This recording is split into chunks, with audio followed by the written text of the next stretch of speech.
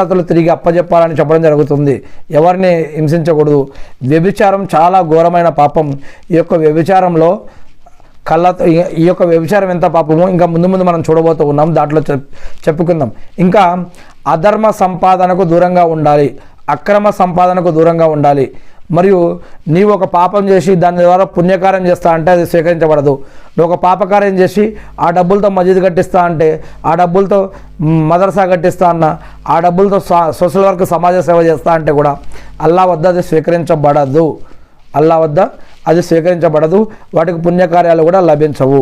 అందుకే పాపకార్యాలు అక్రమం, అన్యాయం ద్వారా, హరాం ద్వారా సంపాదించిన ఏ సంపద ద్వారా కూడా దాని ద్వారా పాపాలు క్షమించబడవు, దాని ద్వారా పుణ్యాలు కూడా లభించవు. ఈ యొక్క విషయం గుర్తుపెట్టుకోవాలి ప్రతి విశ్వాసే కూడా. ఇక అన్నపానీయాలలో ధర్మం అధర్మం యొక్క సంపాదనను గుర్తించాలి. ఇక షరియత్కు విరుద్ధంగా ఉన్న దుస్తుల్ని ధరించకూడదు. ఇస్లాంకి, షరియత్కి మరి విరుద్ధంగా ఉన్న దుస్తులు ధరించకూడదు. మరి మనం బట్టలు వేసుకున్నా కూడా నగ్నంగా కనిపించేటటువంటి బట్టలు మనం వేసుకోకూడదు. మరియు దుస్తులు ఎలా వేసుకోవాలి, ఎట్లా వేసుకోవాలి, మస్జిదులో ఎలా ఉండాలి, బయట ఎలా ఉండాలి, ఆడవారు ఎలా ఉండాలి, మగవారు ఎలా ఉండాలి, ఇలాంటి అనేక విషయాలు ఖురాన్ మరియు హదీసులో కూడా చెప్పడం జరిగింది. మరి ప్రళయ దినానికి సంబంధించినటువంటి ఒక హదీస్ కూడా నేను గుర్తు చేస్తూ ఉన్నాను. కొంతమంది ప్రళయ దినానికి ముందు కొంతమంది దుస్తులు బట్టలు వేసుకున్నా కూడా నగ్నంగా కనిపిస్తూ ఉంటారు. ఇటువంటి సమయం వస్తే కూడా ప్రళయ దినం దగ్గర పడిందని గుర్తుపెట్టుకోవాలి అని. బట్టలు దుస్తులు వేసుకున్నా కూడా నగ్నంగా కనిపిస్తూ ఉంటారు.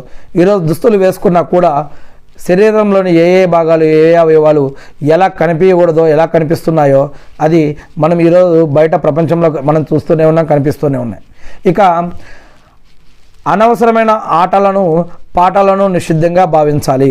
అంటే కొన్ని ఆటలు, పాటలు ద్వారా నమాజ్కి దూరం అవడం జరుగుతుంది, షిర్క్కి దగ్గర అవడం జరుగుతుంది, బిదాత్కి దగ్గర అవడం జరుగుతుంది, హరాంకి దగ్గర అవడం జరుగుతుంది, ఇస్లాం యొక్క నియమతల నుంచి దూరం అవడం జరుగుతుంది, ఇస్లాం యొక్క షరియతల నుంచి దూరం అవడం జరుగుతుంది.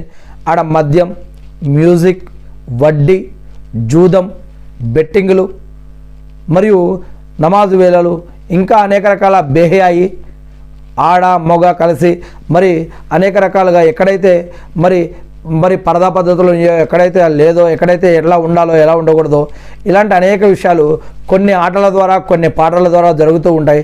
ఇటువంటి వాటికి ఒక విశ్వాసి దూరంగా ఉండడం కోసం ప్రయత్నించాలి అని. ఇది కూడా ఆరాధనల్లో మనసుతో, శరీరంతో, నోటితో చేసే ఆరాధనలో ఇది కూడా అల్లా చెప్పిన హక్కులు ఏంటో తెలుసుకొని